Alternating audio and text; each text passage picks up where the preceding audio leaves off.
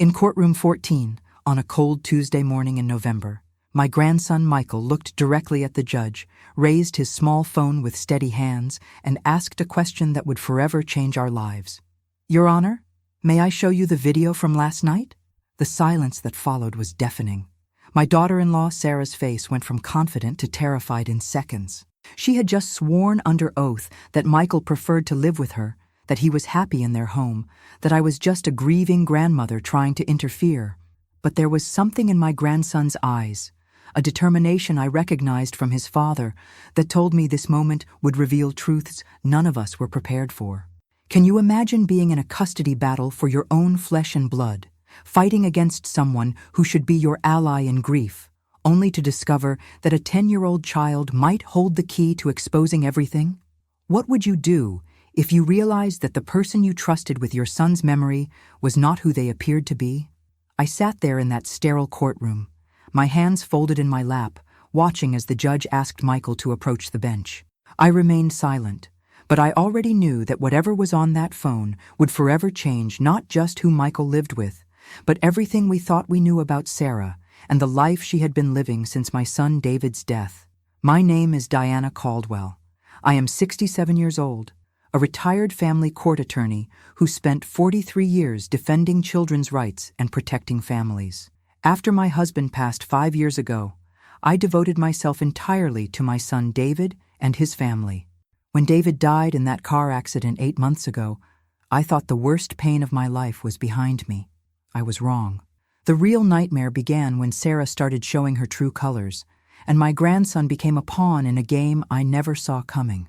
The day after David's funeral, Michael had come to me with tears in his eyes and whispered, "Grandma Diana, can I live with you? Mom is different now. She scares me sometimes." I held him close, feeling his small body tremble, and promised him I would find a way. But Sarah had legal custody, a clean reputation, and what everyone believed was a loving home. What I didn't know then was that my decades of legal experience had prepared me for exactly this fight, and that Michael's courage would give me the weapon I needed to protect him. 3 months before that courtroom moment, Sarah had seemed like the perfect grieving widow. She appeared at every family gathering with red eyes and appropriate sorrow, accepting condolences with grace and speaking lovingly about David's memory. She had even asked me to help plan a memorial service, saying she wanted Michael to have his grandmother's support during such a difficult time. I threw myself into helping her, believing we were united in our love for David and our commitment to Michael's well-being. But children see what adults miss, and Michael saw everything. He noticed when Sarah's phone calls lasted too long and happened too late at night. He heard the laughter that didn't match the grief she displayed in public. He watched as unfamiliar cars appeared in their driveway after he was supposed to be asleep. Most importantly, he started recording what he saw, with the instinct of a child who knew something was terribly wrong but didn't know who to trust. When Sarah filed to restrict my visitation rights, claiming I was overwhelming Michael with my grief and making his adjustment more difficult, I realized this wasn't about protecting my grandson. This was about hiding something. The woman who had once called me every day for support suddenly couldn't tolerate my presence for more than an hour at a time. The same person who had begged me to help with Michael's emotional healing was now suggesting that my influence was harmful to his recovery. That's when my legal instincts awakened from their grief-induced slumber. I began documenting everything, every canceled visit, every excuse, every inconsistency in Sarah's stories. I reached out to my former colleagues, investigators I had worked with during my career, and slowly began building a case that would either prove my suspicions or put my fears to rest. What I discovered was far worse than I had imagined, and it all centered around money, David's life insurance policy, his pension, and the trust fund we had established for Michael's education. The custody hearing was supposed to be a formality. Sarah had painted me as an interfering grandmother who couldn't accept her son's death, and the court-appointed advocate seemed inclined to recommend continued custody with minimal grandmother visitation. But children have their own sense of justice, and Michael had been recording evidence of his mother's betrayal for months. When he stood up in that courtroom and asked to show his video, he wasn't just defending himself. He was defending his father's memory and the truth that adults had tried so hard to hide. The judge leaned forward as Michael approached the bench, his small fingers gripping the phone with the same determination I had seen in his father countless times. "Young man," Judge Harrison said gently, "what exactly is on this video that you think is important for us to see?" Michael's voice was clear and steady as he replied, "It's my mom with Uncle Trevor last night. She told him I would be staying with Grandma Diana soon anyway, because she's planning to move to Florida with him after she gets all of Dad's money." The courtroom erupted. Sarah's attorney immediately objected, claiming this was hearsay from a traumatized child, but Judge Harrison raised his hand for silence. "I'm going to allow this evidence," he said firmly. "In custody matters involving children, the court has wide discretion to consider any relevant information that affects the child's welfare." Sarah's face had gone completely pale, and I watched as she whispered frantically to her lawyer, who looked increasingly uncomfortable with whatever she was telling him. What happened next revealed the extent of Sarah's deception and Michael's incredible courage. The video showed Sarah and a man I didn't recognize, apparently this Trevor, sitting in her living room at nearly midnight, surrounded by financial documents and travel brochures. Their conversation was damning. Discussions of liquidating David's assets, complaints about having to deal with the old lady and her interference, and worst of all, casual references to placing Michael in boarding school so they could start their new life without the burden of a grieving child. But the most devastating moment came when Trevor asked Sarah if she felt bad about taking money that was meant for Michael's future. Her response chilled everyone in that courtroom. "David's dead. His mother will be dead soon enough. Michael's young. He'll adapt wherever we put him. This money is my compensation for years of being married to a man who loved his mother more than his wife." The judge's expression grew stern as he watched Sarah casually dismiss her son's emotional needs and her late husband's wishes. As the video continued playing, more shocking details emerged. Sarah had been planning this deception since before David's funeral, consulting with financial advisors about accessing his life insurance and pension benefits. She had even researched schools in Florida where she could deposit Michael while she and Trevor started their new life with David's money. The elaborate grief performance, the request for my help with funeral arrangements, even the initial encouragement of my close relationship with Michael. It had all been calculated to keep me from suspecting her true intentions until it was too late. The most heartbreaking part was listening to Michael's quiet sobs on the recording as he heard his mother and her boyfriend discuss his future like he was an inconvenient piece of furniture to be stored somewhere out of the way. This 10-year-old boy had been living with the knowledge that his own mother viewed him as an obstacle to her happiness, all while maintaining the facade of a grieving family for the outside world. His strength in documenting this betrayal and bringing it forward showed a maturity no child should have to develop. When the video ended, the courtroom remained silent for several long moments. Judge Harrison looked at Sarah with an expression I had seen him wear only when dealing with the most egregious cases of child neglect during my career. "Mrs. Caldwell," he said, his voice carrying the weight of 40 years on the family court bench, "do you have anything to say about what we just heard?" Sarah's response was to break down completely, not with grief or remorse, but with anger at being caught. She actually blamed Michael for spying on her and accused me of coaching him to record private conversations. That outburst sealed her fate.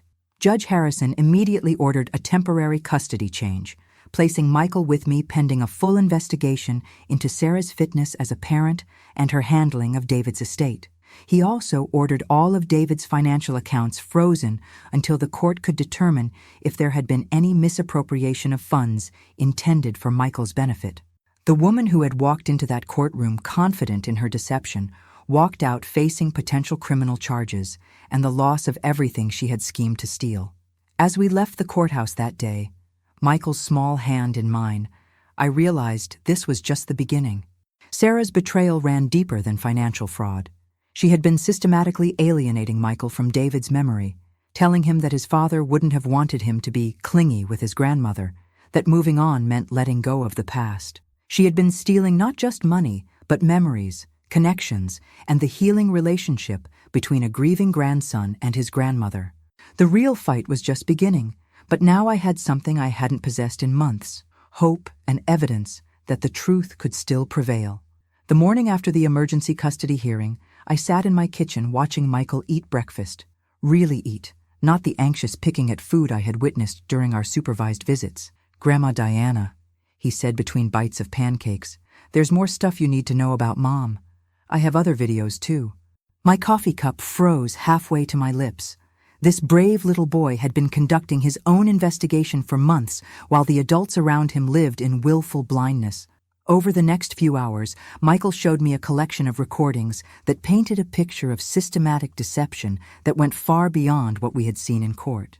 Sarah had been living a double life since David's death, maintaining her grieving widow performance in public while privately celebrating her newfound freedom and planning her escape with Trevor.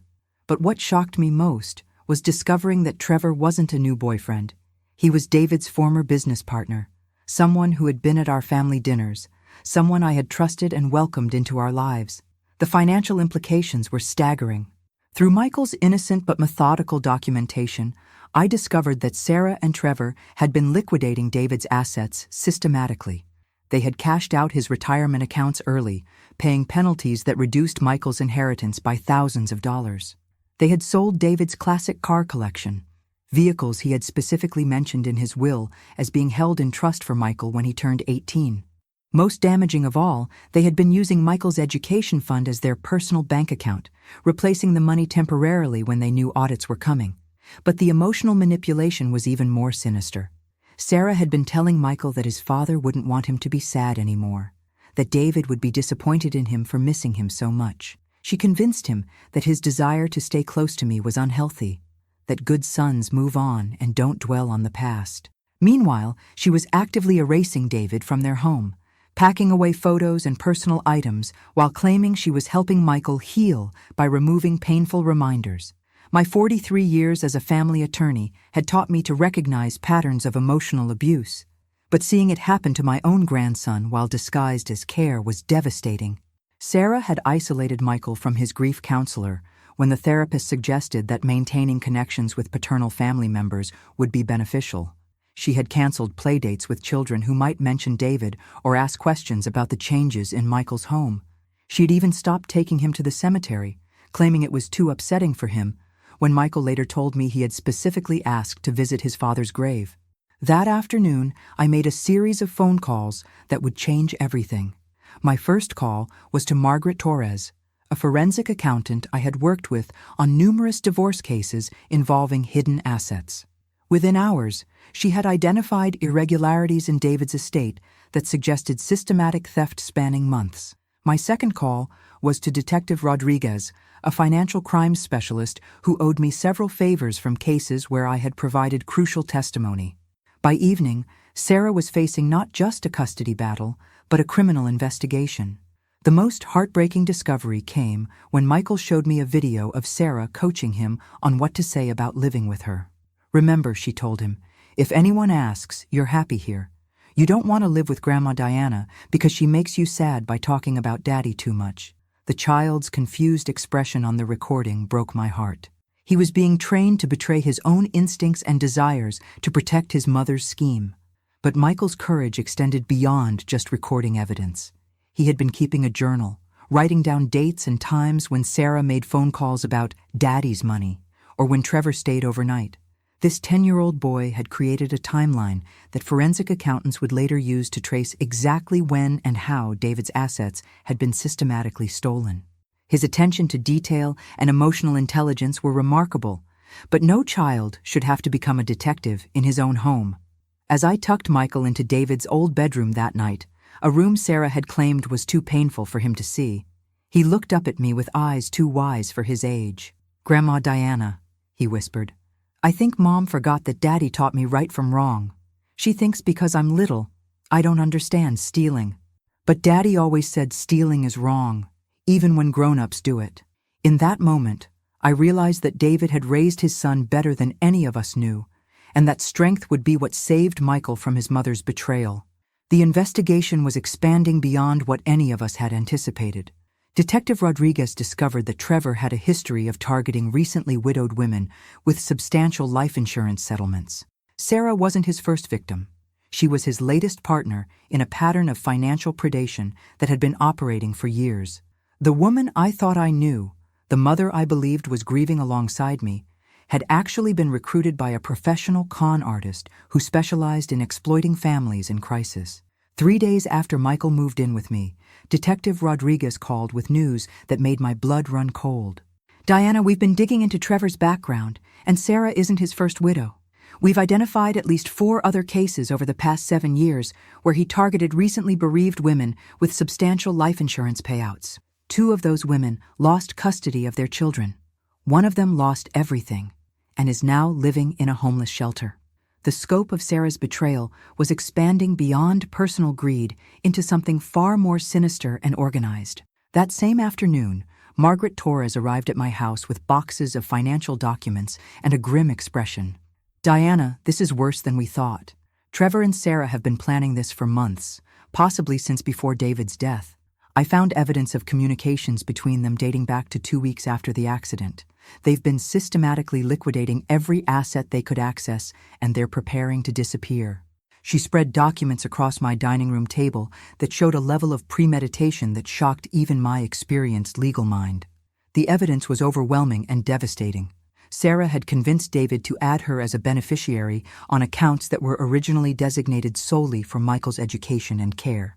She had used her grief counseling sessions as alibis while meeting with financial advisors to learn how to access David's pension benefits early.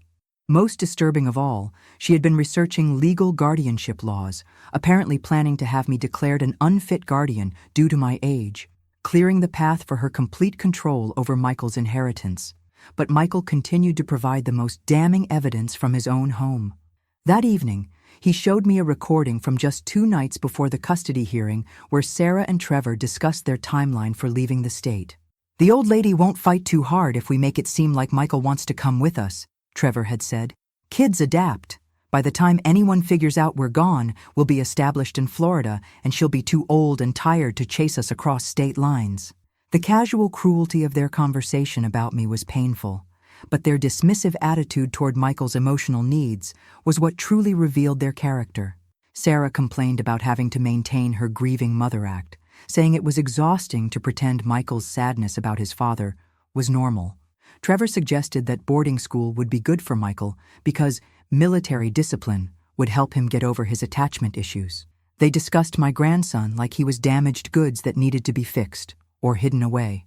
During my legal career, I had seen many cases of parental alienation and financial abuse, but I had never encountered such a methodical dismantling of a child's entire support system disguised as care and concern. Sarah had been systematically cutting Michael off from anyone who might notice changes in his behavior or question her decisions. She had stopped allowing him to visit my neighbors, the Hendersons, who had been like surrogate grandparents since my husband died. She had canceled his enrollment in the grief support group at our church, claiming he was making progress and no longer needed it. Margaret's investigation revealed that Sarah had been liquidating David's assets using a complex series of financial maneuvers designed to hide the theft. She had convinced 3 different financial institutions that she needed early access to retirement funds for Michael's immediate medical and educational needs. She had sold David's life insurance policy to a third-party investor at a significant discount, pocketing the cash and leaving Michael with nothing. The methodical nature of the theft suggested professional guidance, which Trevor's criminal history confirmed. That night, as I was helping Michael with his homework, he looked up from his math book and said something that broke my heart. "Grandma Diana, Mom told me that Daddy left us because he didn't love us enough to drive more carefully. She said if he really cared about me, he wouldn't have died. But that's not true, is it?" The emotional manipulation had been even more extensive than I realized. Sarah had been poisoning my grandson's memory of his father while simultaneously stealing his inheritance. The next morning brought a breakthrough that would change everything. Detective Rodriguez called to inform me that Trevor had been arrested in Florida on charges related to another financial fraud case. Under interrogation, he had provided detailed information about his relationship with Sarah and their plans for disappearing with David's money. More importantly, he had admitted that Sarah had been an eager participant from the beginning, not a victim of his manipulation, as we might have assumed. If you're watching this story unfold and thinking about your own family's financial security, subscribe and tell me in the comments, have you ever wondered what would happen to your children if something happened to you? The predators who target grieving families count on our assumption that family members have our children's best interests at heart. The investigation was revealing a network of deception that went far beyond one grieving widow and her criminal boyfriend. Sarah had been working with a financial advisor who specialized in helping people hide assets from family members. She had consulted with a private investigator about having me followed to gather information that could be used to challenge my fitness as a guardian. Most shocking of all, she had been in contact with a boarding school in Florida that specialized in taking troubled children whose families wanted them out of sight and out of mind. As I sat in my living room that evening, watching Michael play with toys that Sarah had claimed he was too old for, I realized that this fight was about more than custody or money. This was about protecting a child's right to grieve his father, to maintain connections with his family, and to grow up knowing he was loved and wanted.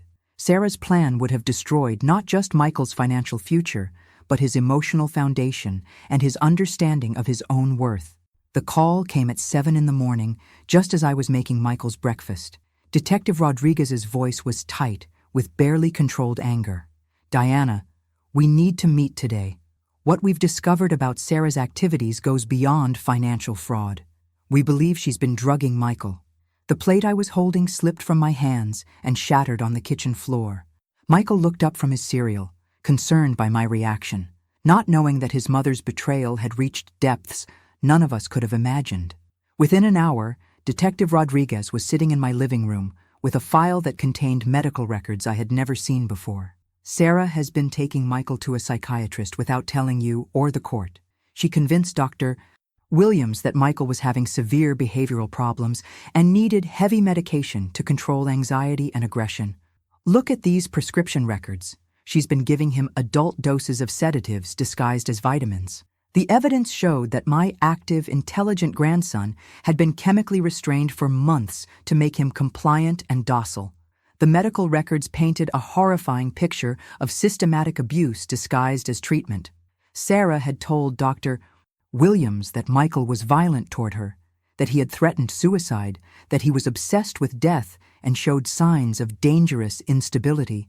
None of this was true, but the doctor had prescribed powerful psychiatric medications based solely on Sarah's reports. Michael had been living in a fog of chemical sedation, which explained his listlessness during our supervised visits and his apparent lack of interest in activities he used to love.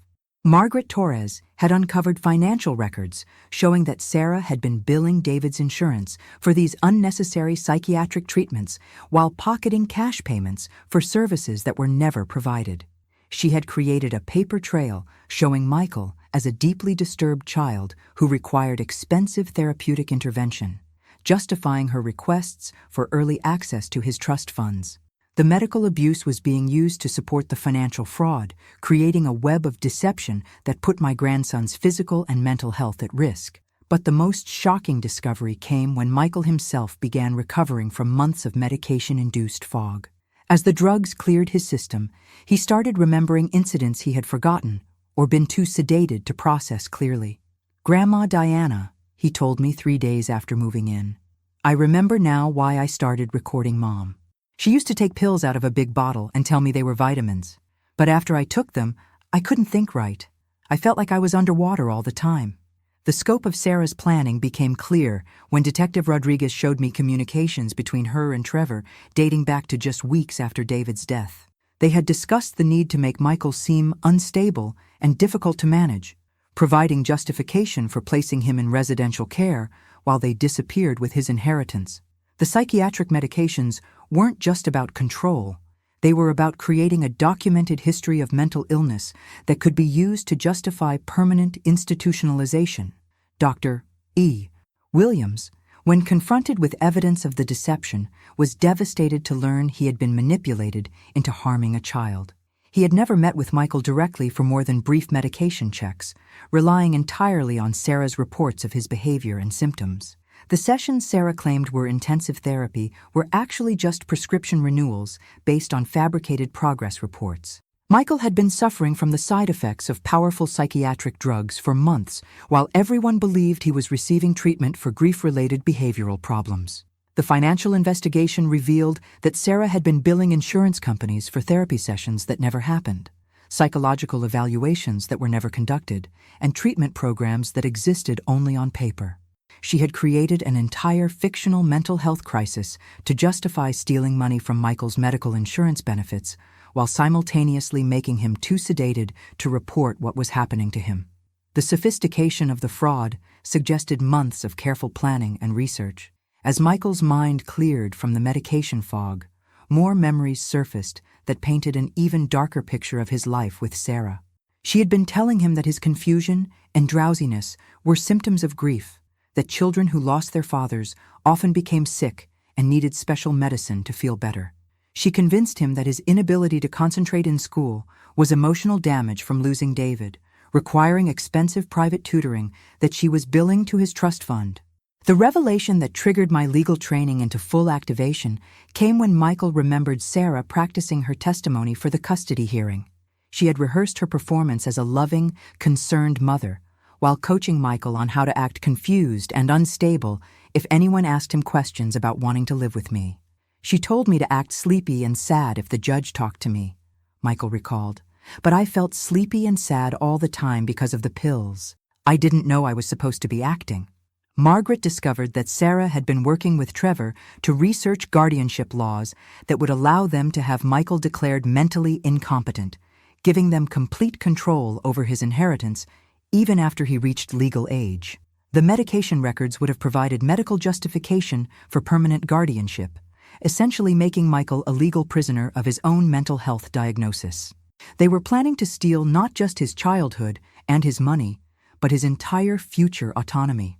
The investigation expanded to include the school district, where we discovered that Sarah had been reporting Michael's medication-induced behavioral changes as evidence of serious psychological problems requiring expensive special education services. She had convinced his teachers that his drowsiness and confusion were symptoms of severe depression, justifying reduced academic expectations and increased social isolation. Every aspect of Michael's life had been weaponized to support her theft of his inheritance. That evening, as Michael sat at my kitchen table working on homework with a clarity and focus I hadn't seen in months, he looked up at me with eyes that were finally clear. "Grandma Diana," he said quietly, "I feel like myself again. I didn't even know I wasn't myself before. Is that what Mom was doing to me with those pills?" The courage it took for this child to process the reality of his mother's betrayal while simultaneously healing from months of chemical abuse was breathtaking and heartbreaking in equal measure. The morning after Michael's revelation about the forced medication, I sat at my desk, surrounded by 43 years of legal contacts and case files, planning a counterattack that would protect my grandson and ensure that Sarah and Trevor faced full consequences for their crimes. My first call was to Jennifer Walsh, the most ruthless prosecutor in the district attorney's office and someone who owed me several favors from high-profile cases where my testimony had secured convictions.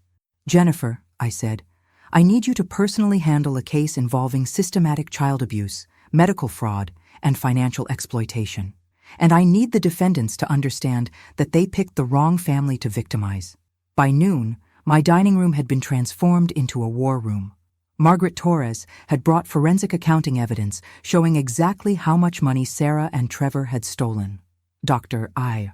Patricia Miller, a child psychiatrist I had worked with on custody cases, was reviewing Michael's medical records to document the extent of the pharmaceutical abuse. Detective Rodriguez was coordinating with prosecutors to ensure that federal agencies would investigate the interstate nature of Trevor's fraud operation. Most importantly, I had called in a favor from Judge Harrison to ensure that Sarah's parental rights termination hearing would be expedited. The strategy was multi-pronged and devastating. We would simultaneously pursue criminal charges for child endangerment, medical fraud, insurance fraud, theft, and conspiracy. Civil litigation would recover every penny Sarah and Trevor had stolen while establishing a protective trust that would prevent future exploitation of Michael's inheritance. Family court proceedings would permanently terminate Sarah's parental rights while establishing ironclad protections against any future custody challenges. Each legal action would reinforce the others, creating an inescapable web of consequences. Jennifer Walsh reviewed our evidence with the predatory satisfaction I remembered from her most successful prosecutions. "Diana," she said, "this isn't just a case. This is a career-defining prosecution. The systematic nature of the abuse, the vulnerable victim, the interstate conspiracy. We can make an example out of these people that will deter similar crimes for years to come." Her enthusiasm was personal as well as professional. She had lost her own father at a young age and understood the sacred nature of protecting grieving children from exploitation. But the most powerful weapon in our arsenal was Michael himself. His recordings provided irrefutable evidence of premeditation and conspiracy. His journal entries documented dates and times that correlated perfectly with financial transactions and medical records. Most importantly, his courage in speaking truth about his mother's abuse would demonstrate to a jury that this child deserved protection and justice. Dr. Miller confirmed that Michael was psychologically strong enough to testify if necessary, though we hoped the evidence would be overwhelming enough to avoid putting him through cross-examination. The investigation had revealed that Sarah's betrayal extended into areas we hadn't even considered. She had been intercepting mail from David's former employer regarding additional death benefits that Michael was entitled to receive. She had canceled his life insurance policies on David's parents, my late husband and myself, policies that David had maintained to protect Michael's future if something happened to his grandparents. She had even attempted to have David's military burial benefits transferred to her personal account, claiming they were compensation for her suffering as a widow. Margaret's forensic analysis showed that Sarah and Trevor had planned their financial exploitation with military precision. They had researched the probate process to identify exactly when different assets would become available. They had studied family court precedents to understand how to manipulate custody proceedings. They had even consulted with experts on child psychology to learn how to chemically and emotionally manipulate Michael into compliance. The level of premeditation would make their crimes significantly more serious in the eyes of the law. The most satisfying element of our counterattack was the asset recovery process. Margaret had identified accounts in Florida where Sarah and Trevor had hidden David's money, assuming they would be untouchable once they left the state. Working with federal investigators, we had frozen these accounts and begun the process of returning every stolen dollar to Michael's properly managed trust fund. The money they thought they had successfully stolen was being recovered with interest and penalties that would fund Michael's education through graduate school. Dr. Miller's evaluation of Michael revealed the extent of his psychological resilience despite months of systematic abuse. This child has maintained his moral compass and emotional intelligence through circumstances that would have broken many adults, she reported. His ability to recognize wrong behavior, document evidence, and seek help shows remarkable strength. The medication abuse could have caused permanent damage, but stopping it in time has allowed his natural cognitive abilities to recover fully. Michael's recovery was not just physical, but represented a triumph of his father's values over his mother's corruption. The legal strategy included provisions that would protect Michael from any future exploitation attempts. We established a trust with multiple independent trustees who had no personal relationship with our family, eliminating any possibility of insider manipulation. We created legal guardianship arrangements that would automatically transfer to pre-approved backup guardians if anything happened to me, preventing Sarah or any of her associates from ever regaining access to Michael. Most importantly, we secured restraining orders that would prevent Sarah from contacting Michael directly or indirectly for the rest of his childhood. Jennifer Walsh scheduled a press conference to announce the charges against Sarah and Trevor, understanding that public attention would serve both justice and deterrence purposes. Families need to understand that financial predators specifically target grieving widows and their children, she explained to the media. This case will show that law enforcement takes these crimes seriously and that perpetrators will face severe consequences.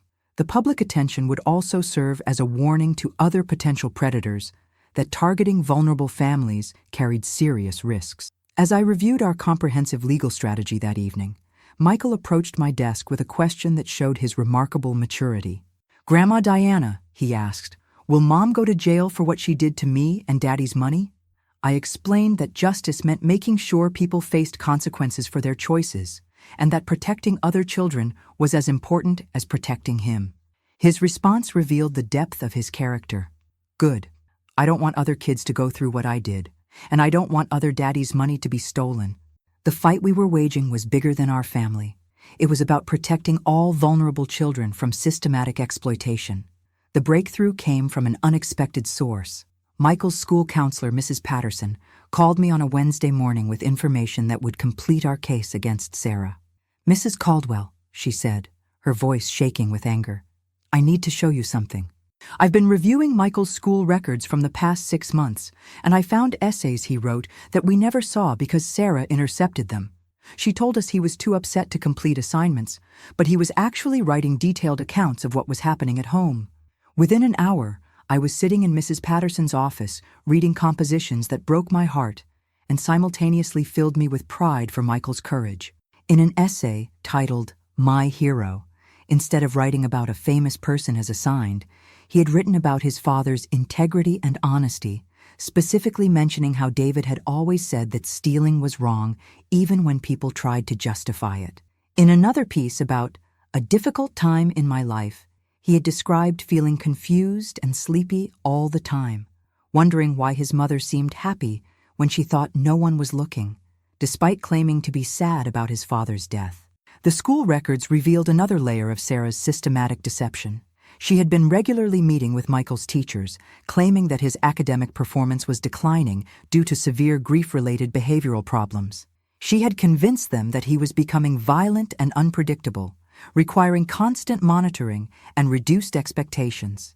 Meanwhile, Michael's actual work, when he was allowed to complete it without medication interference, showed a bright, thoughtful child processing his grief in healthy ways through writing and art. Mrs. Patterson had documented her growing concerns about the discrepancy between Sarah's reports and Michael's actual behavior in school. He was never violent or disruptive, she explained.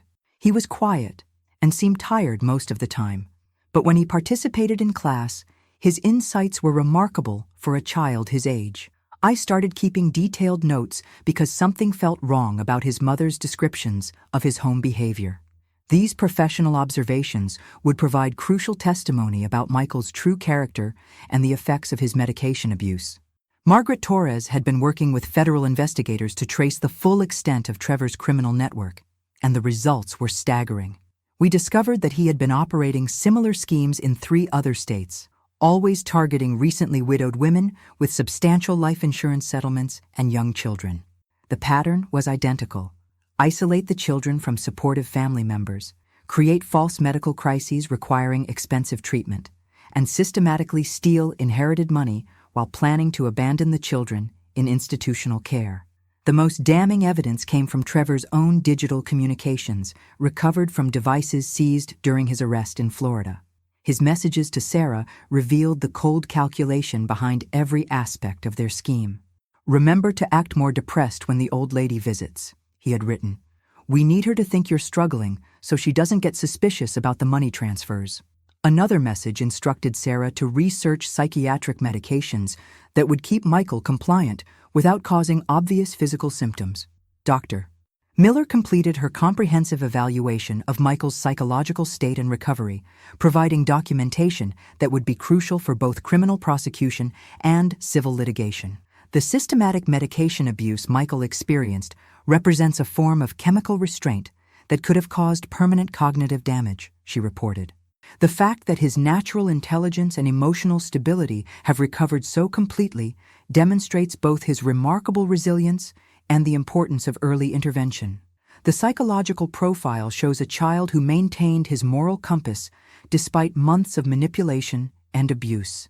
Detective Rodriguez had been coordinating with the FBI's Financial Crimes Unit, and their investigation revealed that Sarah and Trevor's scheme was part of a larger network of inheritance theft targeting military families. David's veteran status had made Michael a particularly attractive target because of the additional death benefits and survivor support programs available to military families.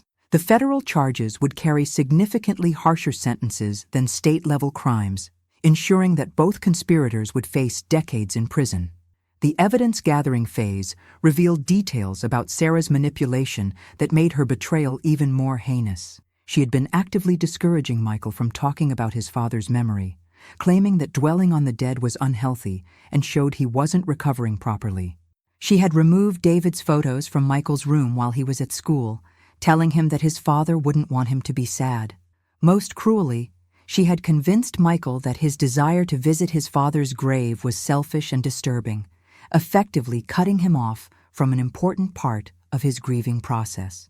The financial evidence painted a picture of methodical theft that spanned every aspect of David's estate. Sarah had liquidated his investment accounts, cashed out his retirement funds, sold his personal property, and even attempted to claim death benefits she wasn't entitled to receive. The total amount stolen exceeded $400,000, money that had been carefully saved and invested to ensure Michael's future education and security. The magnitude of the theft transformed this from a family dispute into a major financial crime. If you want to know how we finally cornered Sarah and made her face justice for what she did to Michael, subscribe, because what I'm about to reveal in the next part will show you exactly how a grandmother's determination and a child's courage can defeat even the most calculated predators. Jennifer Walsh had been building her prosecution case with the methodical precision of a master craftsman. Every piece of evidence we provided was being integrated into a comprehensive narrative that would show the jury exactly how Sarah and Trevor had planned and executed their systematic abuse of a grieving child. "Diana," she told me, "this case will set legal precedents for how courts handle financial exploitation of minors disguised as parental care. We're not just seeking justice for Michael.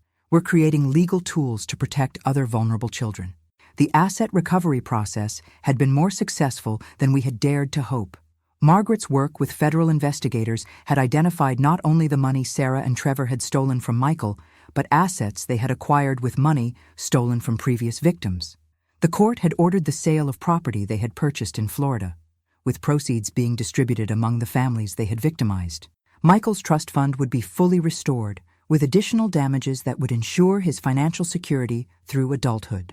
As we prepared for the final confrontation in court, I reflected on how this fight had transformed from a custody dispute into a comprehensive battle for justice that would protect not just Michael, but other vulnerable children from similar predators. The evidence we had gathered painted a complete picture of systematic abuse that no jury could ignore, and the legal precedents we were establishing would serve as weapons for other families facing similar exploitation. The morning of Sarah's arraignment, I sat in my car outside the courthouse watching her arrive with a new attorney, her third lawyer in 2 weeks. The previous 2 had withdrawn from her case after reviewing the evidence, telling colleagues privately that defending Sarah would be career suicide. As she walked up the courthouse steps in an expensive black dress, playing the grieving widow role one final time, she had no idea that we had spent the past week setting a trap that would expose her final lies and seal her fate forever. Jennifer Walsh had orchestrated the arraignment with strategic brilliance, timing the release of certain evidence to maximize its impact on Sarah's defense strategy. We had deliberately held back Trevor's most damning communications, the messages where he and Sarah laughed about Michael's medication-induced compliance and joked about the old lady being too grief-stricken to notice their theft. These messages would be revealed in court today, destroying any remaining sympathy the judge might have had for Sarah's situation. The courtroom was packed with people whose lives had been touched by this case. Mrs. Patterson sat with other teachers who had witnessed Michael's transformation from a drugged, confused child to the bright, engaged student he was meant to be. Detective Rodriguez was present with federal agents who had investigated similar crimes across multiple states. Most importantly, Margaret Torres was there with final financial documents showing that Sarah had attempted to steal an additional $50,000 from Michael's accounts just 2 days before her arrest. Michael was not in the courtroom. We had decided to spare him the trauma of watching his mother's final humiliation. But his presence was felt in every piece of evidence that would be presented. His recordings, his journal entries, his school essays, and his medical records told a story of systematic abuse that no defense attorney could minimize or explain away. The child's courage in documenting his mother's crimes had created an unbreakable case that would ensure justice. Sarah's new attorney, a young public defender who had clearly drawn the short straw, attempted to argue that his client was a victim of Trevor's manipulation, not a willing participant in the conspiracy. His opening statement painted Sarah as a grieving widow who had been emotionally exploited by a professional con artist who had targeted her vulnerability. The performance was competent, but doomed from the start, given the overwhelming evidence of Sarah's enthusiastic participation in every aspect of the scheme. Jennifer Walsh's response was devastating in its precision and moral clarity. She began by reading directly from Sarah's text messages to Trevor, including one where she complained about having to fake maternal concern during Michael's doctor appointments, and another where she celebrated successfully convincing the psychiatrist to increase Michael's medication dosage. "Ladies and gentlemen," Walsh told the court, "this defendant didn't just steal money from her son, she stole his childhood, his health, and nearly his future." The presentation of evidence was methodical and overwhelming. Each financial transaction was accompanied by corresponding communications showing premeditation and celebration. Every medical appointment was contrasted with Sarah's private messages mocking Michael's condition and planning how to exploit his manufactured mental health crisis. The psychiatric medication records were presented alongside recordings of Sarah coaching Michael to act confused and unstable during family visits. Judge Harrison's expression grew increasingly stern as the evidence mounted, particularly when Jennifer Walsh presented communications showing that Sarah had researched permanent institutionalization options for Michael while planning her escape to Florida. "Your Honor," Walsh argued, "the defendant didn't just plan to steal her son's inheritance. She planned to abandon him in residential care, where his questions about his missing father and stolen money could be dismissed as symptoms of mental illness." The trap we had set sprung perfectly when Sarah's attorney attempted to argue that his client's actions were motivated by genuine concern for Michael's well-being. Jennifer Walsh immediately presented Trevor's recorded confession from his Florida arrest, including his detailed description of how Sarah had recruited him to help exploit Michael's grief and inheritance. The recording revealed that Sarah had been the mastermind behind the medical abuse scheme, not Trevor's victim, as her defense claimed. The financial evidence presented by Margaret Torres demolished any remaining credibility Sarah might have had. The forensic analysis showed that Sarah had been researching Trevor's criminal background and his previous inheritance theft schemes before she ever met him, suggesting that she had specifically sought out a partner with experience in financial exploitation. She had been an active participant from the beginning, not a manipulated victim as her attorney claimed. The most damaging moment came when Jennifer Walsh played a recording of Sarah practicing her custody hearing testimony with Trevor, including specific instructions on how to fake emotional breakdowns and manipulate the judge's sympathy. Her callous calculation was evident as she rehearsed different versions of her grief performance, testing which approach would be most effective in maintaining custody while hiding her crimes. The jury's faces showed disgust as they witnessed the premeditated nature of her deception. Judge Harrison's questions to Sarah's attorney made it clear that the court was not buying the victimization defense. "Counselor," he asked, "how do you explain your client's research into boarding schools and psychiatric facilities for children, conducted weeks before she ever met Mr. Trevor?" The defense attorney's stumbling response confirmed that Sarah's actions could not be blamed on external manipulation or coercion. The arraignment concluded with Judge Harrison denying bail, citing Sarah as a flight risk with demonstrated willingness to abandon her child for financial gain. The defendant has shown a pattern of deception so comprehensive and calculated that this court cannot trust any representation she might make about her intentions, he stated. Sarah's shock at being remanded into custody immediately was visible, as if she had actually believed her performance as a manipulated victim would succeed despite the overwhelming evidence of her guilt. As I left the courthouse that afternoon, I felt a satisfaction deeper than any victory I had achieved during my legal career. The trap we had set hadn't just caught Sarah in her lies. It had created a comprehensive record of her crimes that would protect Michael forever, while serving as a warning to other predators who might target vulnerable families. The careful preparation and strategic evidence presentation had transformed a custody dispute into a landmark case that would deter similar crimes for years to come. The moment I'd been waiting for came 3 weeks later when Sarah's attorney requested a private meeting to discuss a plea agreement. Jennifer Walsh had anticipated this move, knowing that the evidence against Sarah was so overwhelming that even the most desperate defense strategy couldn't succeed at trial. We met in a sterile conference room at the district attorney's office, where Sarah sat across from me for the first time since the custody hearing that had exposed her crimes. The woman who had once called me Mom and begged for my help planning David's funeral now couldn't meet my eyes. Sarah's appearance had changed dramatically during her weeks in custody. Gone was the carefully maintained image of the grieving widow with perfect makeup and designer clothes. Her hair was unwashed, her orange jumpsuit hung loosely on her diminished frame, and her hands shook as she reached for the water glass her attorney provided. But what struck me most was the absence of any remorse or shame in her expression, only anger at being caught and calculation about how to minimize her consequences. Her attorney began with a predictable strategy, attempting to paint Sarah as a woman driven to desperation by grief and financial pressure. "My client acknowledges that mistakes were made," he said carefully, "but she maintains that her primary motivation was securing Michael's future, even if her methods were misguided." I watched Sarah nod along with this fabricated narrative, apparently believing that her practiced victim performance could still manipulate the situation in her favor. Jennifer Walsh's response was swift and brutal. She opened a laptop and began playing audio recordings of Sarah and Trevor discussing their plans to abandon Michael in boarding school while they enjoyed retirement on his stolen inheritance. Sarah's face went pale as her own voice filled the room, complaining about the burden of pretending to care about Michael's emotional needs while planning his institutionalization. "Does this sound like a mother concerned about securing her child's future?" Walsh asked pointedly. The plea negotiation revealed the full extent of Sarah's delusion about her situation.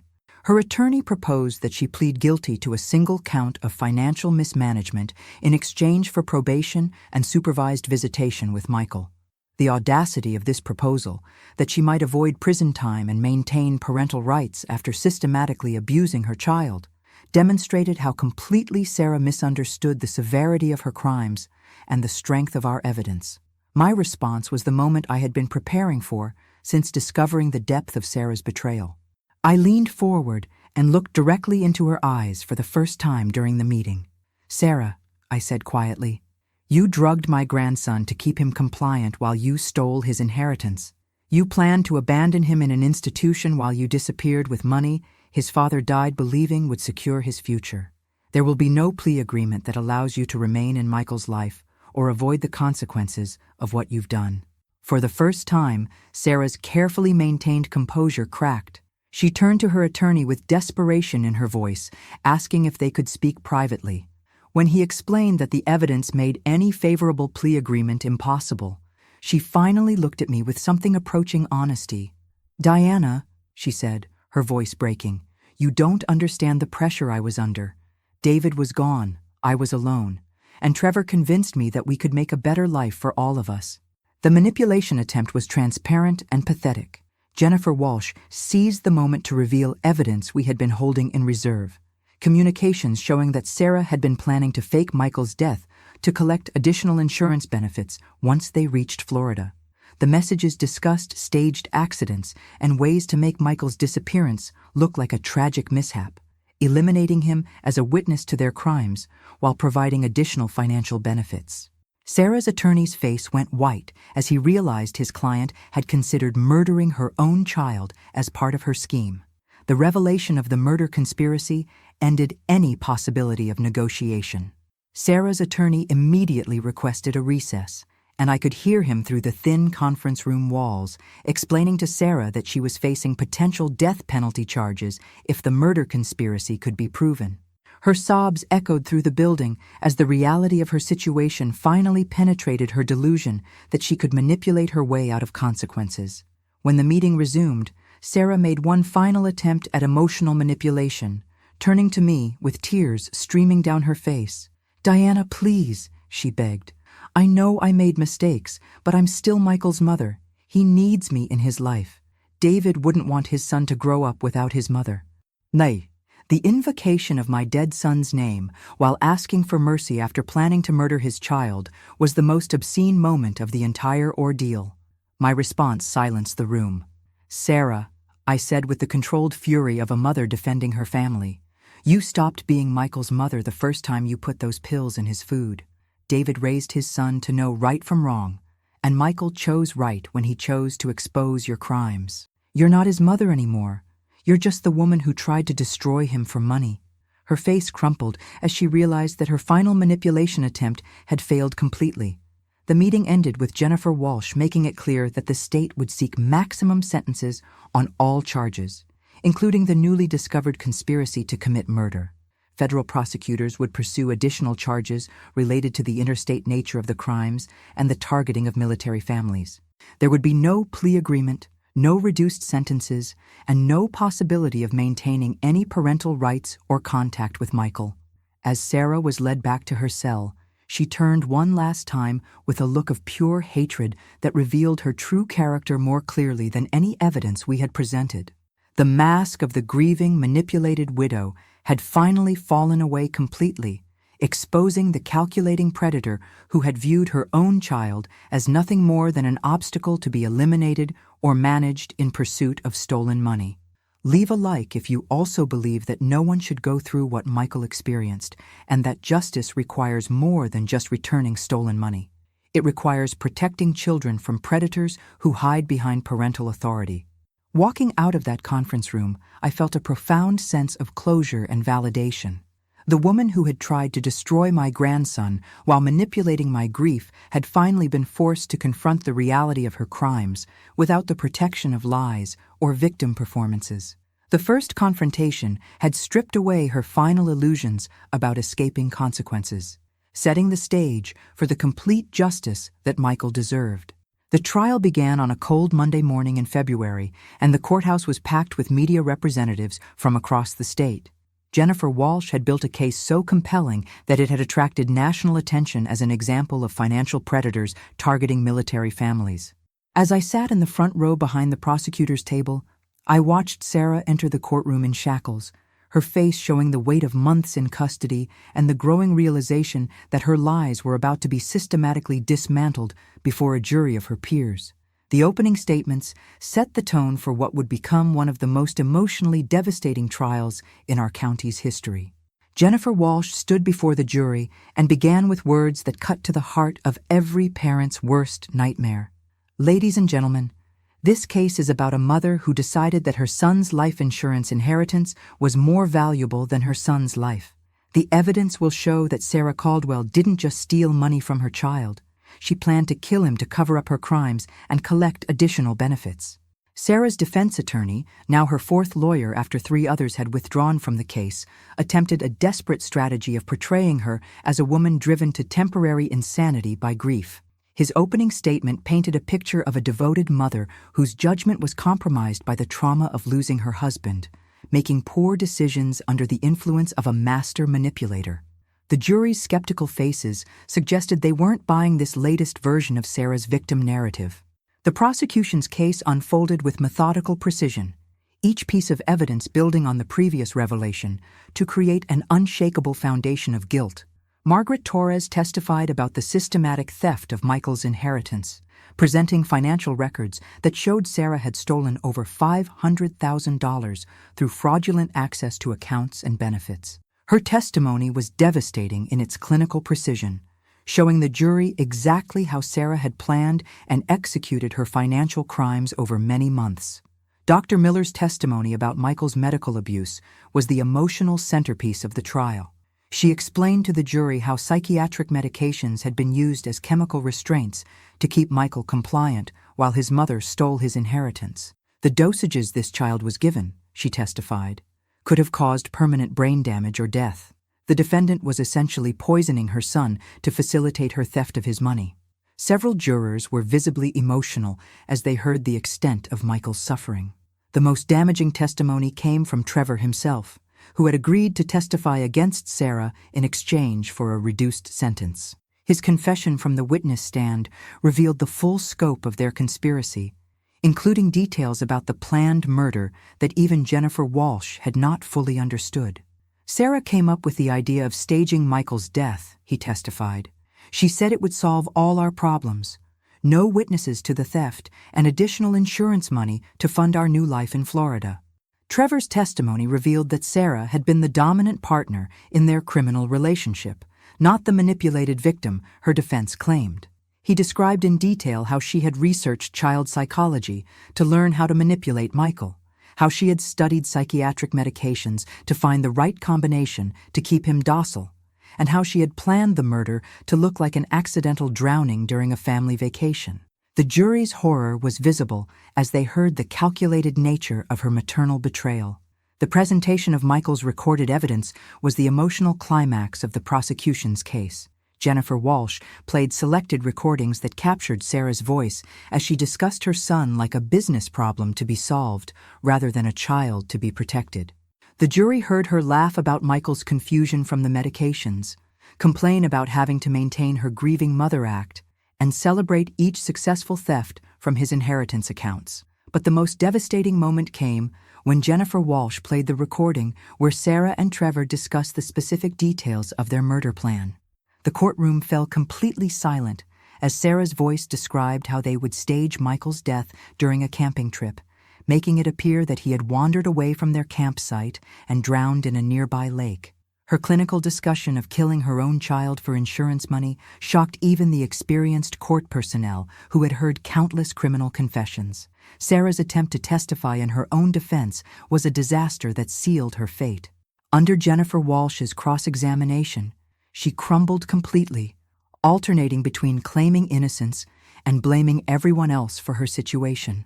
When Walsh confronted her with her own recorded words planning Michael's murder, Sarah's response was to claim she had been joking or speaking hypothetically.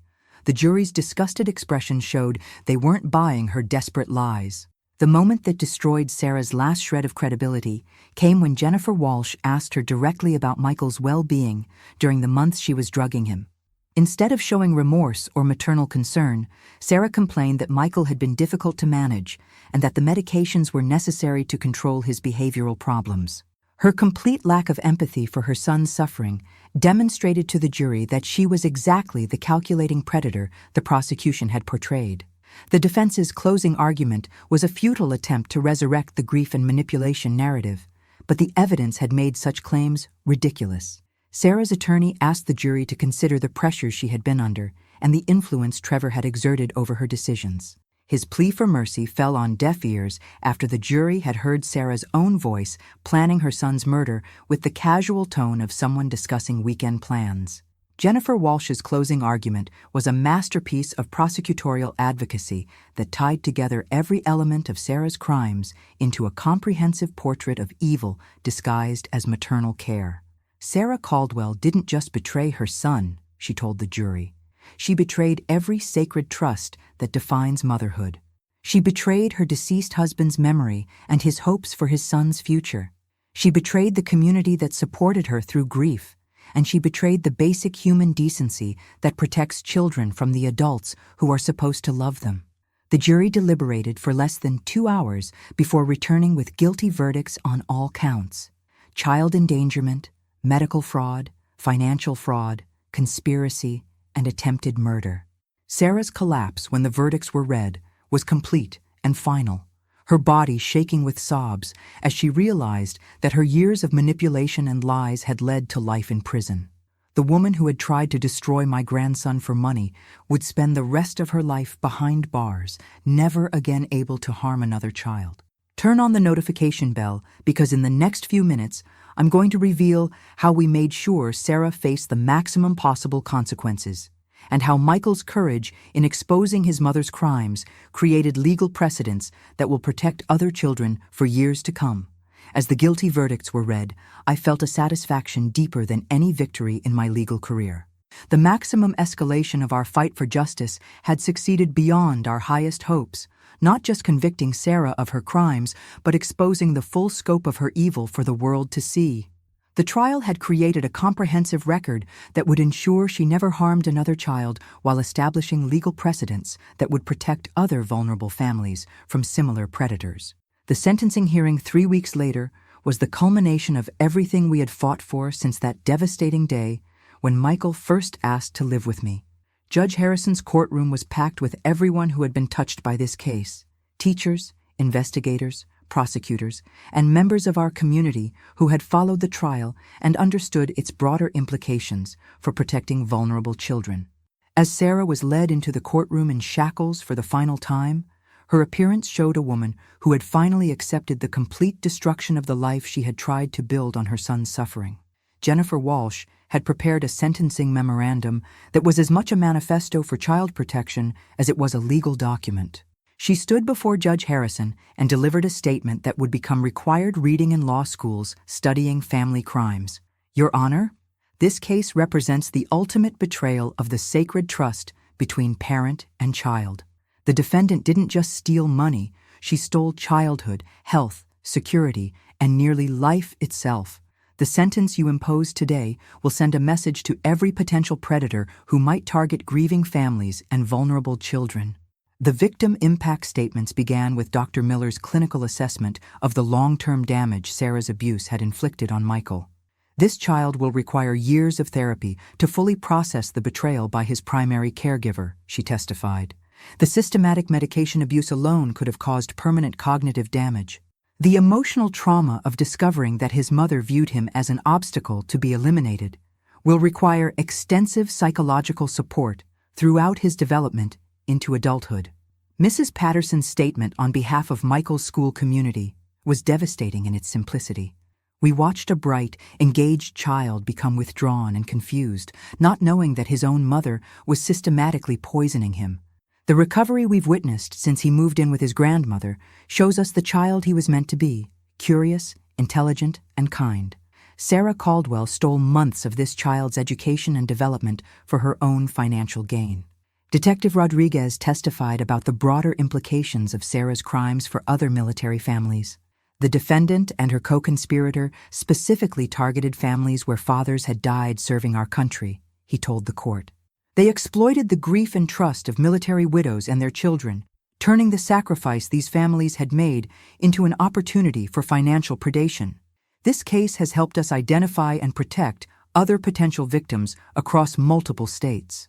Margaret Torres presented the final accounting of Sarah's theft, which had grown to over $600,000 when interest, penalties, and damages were included.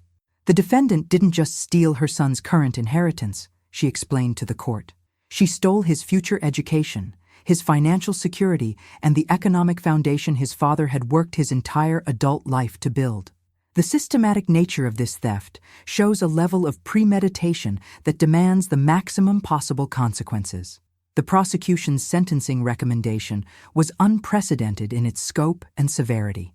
Jennifer Walsh asked for consecutive sentences on all counts, totaling life in prison without the possibility of parole. Your Honor, she argued, Sarah Caldwell planned to murder her own child to cover up financial crimes. There is no rehabilitation possible for someone who views their child's death as a business solution. The only appropriate sentence is one that ensures she never again has the opportunity to harm any child. Sarah's defense attorney made a final, desperate plea for mercy that fell completely flat after months of overwhelming evidence. He asked the court to consider Sarah's lack of prior criminal history and her alleged mental health issues, suggesting that grief and manipulation had temporarily compromised her judgment. His argument was undermined by the extensive evidence of premeditation and the calculated nature of every aspect of Sarah's crimes. When Judge Harrison asked Sarah if she wished to make a statement before sentencing, her response revealed the depth of her narcissism and lack of remorse. Instead of apologizing to Michael or acknowledging the harm she had caused, she delivered a rambling speech blaming Trevor, blaming me, blaming the legal system, and claiming that everything she had done was motivated by love for her son. Her complete inability to accept responsibility or show genuine remorse sealed her fate. Judge Harrison's sentencing statement was a masterpiece of judicial wisdom that addressed not just Sarah's crimes, but their broader implications for society's protection of children. Sarah Caldwell, he began, you have committed crimes that violate every principle of parental responsibility and human decency. You systematically abused your own child for financial gain, planned his murder to cover your tracks, and showed no remorse even when confronted with overwhelming evidence of your guilt. The sentence itself was everything we had hoped for and more. Judge Harrison imposed consecutive life sentences for the attempted murder conspiracy, financial fraud, and child endangerment, ensuring that Sarah would never be eligible for parole. Additionally, he ordered complete restitution of all stolen funds plus punitive damages, terminated her parental rights permanently, and imposed a lifetime restraining order preventing any contact with Michael even through third parties. But the most satisfying element of the sentencing was Judge Harrison's establishment of legal precedents that would protect other children from similar predators. He ordered that the case files be made available to law enforcement agencies nationwide as a training resource for identifying and prosecuting inheritance theft targeting minors. He also mandated that financial institutions implement additional safeguards when beneficiaries of life insurance or death benefits are minor children. The federal charges that followed the state sentencing added another layer of consequences that ensured Sarah's complete destruction. Federal prosecutors secured additional convictions for interstate fraud, targeting military families, and conspiracy charges that carried sentences to be served consecutively with her state punishment. The message was clear: predators who target America's military families and their children would face the full weight of both state and federal justice systems. As Sarah was led away to begin her life sentences, she turned one final time with a look that contained no remorse, only hatred for being caught and punished. That look confirmed everything we had learned about her character during this ordeal. She remained angry about the consequences of her choices, rather than sorry for the harm she had caused. The woman who had tried to murder my grandson for insurance money would spend the rest of her life in a small cell, never again able to harm another child. The courtroom erupted in applause as Judge Harrison's gavel fell for the final time, marking the end of Sarah's freedom and the beginning of Michael's true healing. Justice hadn't just been served, it had been delivered with the full force and moral authority that cases of this magnitude demanded. The legal system had worked exactly as it was designed to, protecting the innocent and punishing evil with proportionate severity. Walking out of that courthouse for the final time, I felt a profound sense of completion and vindication. The fight that had begun with a 10-year-old boy's courage in exposing his mother's crimes had ended with legal precedents that would protect countless other children from similar predators. Michael's bravery had not only saved his own life, but created a shield for other vulnerable children across the country. 6 months after Sarah's sentencing, I sat in my garden watching Michael play with his new puppy, a golden retriever named David, in honor of his father. The transformation in my grandson was remarkable and complete. The confused, sedated child who had moved in with me during the custody crisis had become a confident, joyful 11-year-old who excelled in school, made friends easily, and spoke about his father with love and pride rather than the manufactured guilt Sarah had tried to instill. Watching him laugh as the puppy chased a tennis ball, I marveled at the resilience children possess when they're finally safe to heal. The legal aftermath of our battle continued to create positive changes far beyond our family. The precedents established by Sarah's case had led to new legislation requiring additional oversight when minor children are beneficiaries of substantial life insurance or death benefits. Financial institutions nationwide had implemented the monitoring systems Judge Harrison had mandated, creating early warning networks that would alert authorities when unusual patterns suggested potential exploitation of grieving families. Michael's trust fund, fully restored and protected by multiple layers of legal safeguards, had grown significantly through the restitution and damage awards from both Sarah's criminal case and our civil litigation. More importantly, the trust was now managed by independent professionals with no personal connection to our family, eliminating any possibility of future insider manipulation. Michael's financial future was secure beyond anything David had originally planned, ensuring that his son's education and opportunities would honor his father's memory. The therapeutic work with Dr. Miller had been transformative for Michael's emotional recovery. Through play therapy and age-appropriate counseling, he had processed not just the trauma of his mother's betrayal, but the complex grief of losing both his father and the mother he thought he knew. Michael understands now that his mother's choices don't reflect his worth or his father's love, Dr. Miller explained during our final family session. He's learned to separate his identity from her actions, which is crucial for his long-term psychological health. The impact on our broader community had been profound and lasting. The case had sparked conversations about financial predators targeting vulnerable families, leading to educational programs at military bases and support groups for grieving families. Michael's courage in exposing his mother's crimes had become an inspiration for other children facing family abuse, showing them that speaking truth about adult wrongdoing could lead to protection and justice rather than punishment. Jennifer Walsh had used our case to launch a specialized unit within the prosecutor's office focused on crimes against military families. The federal attention our case had attracted resulted in additional funding and resources for investigating financial predators who targeted bereaved families across state lines. Michael's bravery didn't just save his own life, Walsh told me during a recent visit. It created tools and awareness that are protecting children nationwide. The personal growth I had experienced during this ordeal was unexpected but profound.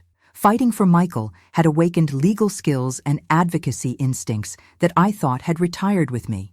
But more importantly, it had shown me that my role as a grandmother could be as powerful and meaningful as my career as an attorney.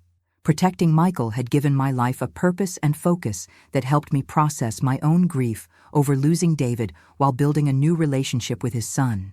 Michael's relationship with his father's memory had healed completely from Sarah's manipulative interference. We visited David's grave together every month, where Michael would share stories about school, friends, and his dreams for the future. "Daddy would be proud of how brave you were," I told him during one of these visits. His response showed the wisdom he had gained through his ordeal. "I think Daddy would be proud that we took care of each other. That's what families do." The educational impact of our case had reached law schools and social work programs across the country.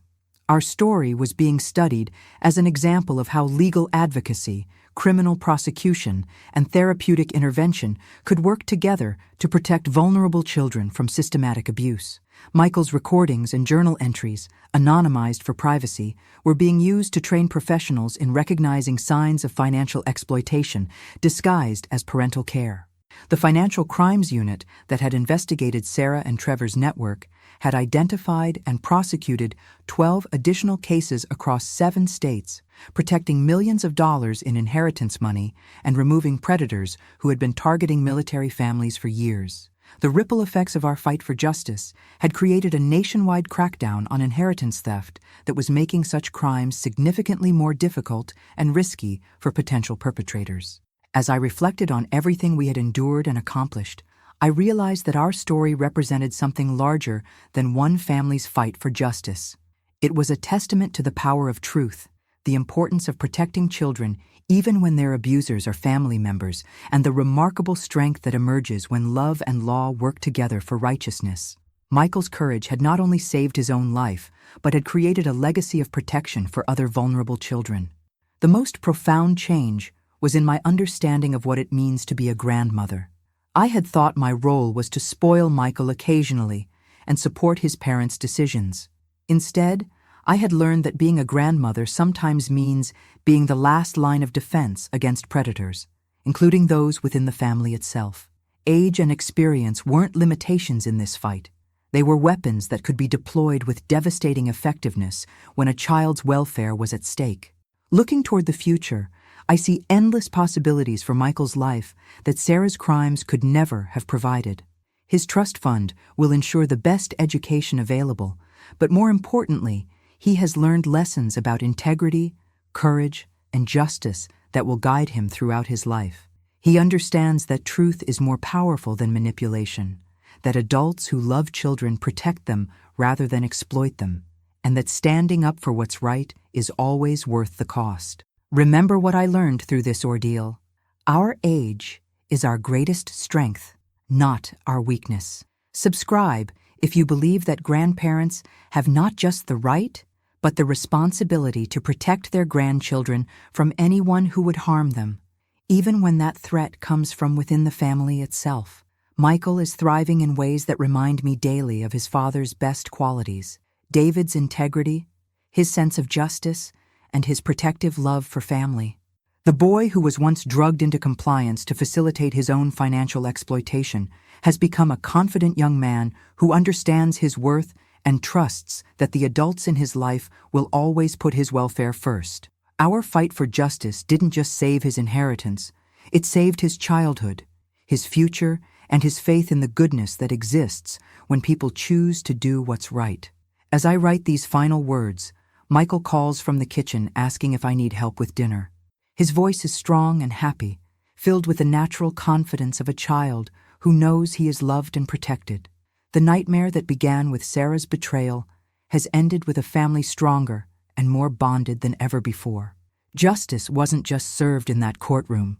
It lives on in every day of Michael's healthy, happy, secure future. Sometimes the greatest victories aren't measured in money recovered or criminals punished, but in the laughter of a child who has been saved from those who would have destroyed him for their own gain.